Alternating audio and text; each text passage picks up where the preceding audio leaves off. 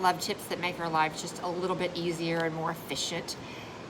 I have friends that shave their legs 2 times a day. I have friends that don't shave their legs at all, like maybe twice a year, which is disgusting. And so this is for the people that are in between. Well, it's for anyone. I love using conditioner, and it doesn't matter what brand you use, but this one's like 78 cents. It lasts forever.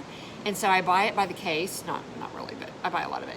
And it just makes your legs super soft. You don't have to use as much lotion, and you get out and they're not all scaly, so if you forget to put lotion on, then you're okay.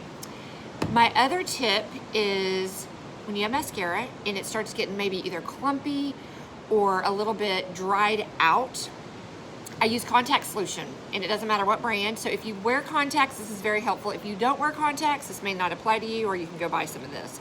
It's cheap. But I buy contact solution, and I open up the wand or the little thing, and I just put it right here on the brush, and then I just pump it a lot, and it works great. It's like it gets all that dried mascara that's down below, and you can use it. It just makes it last a lot longer.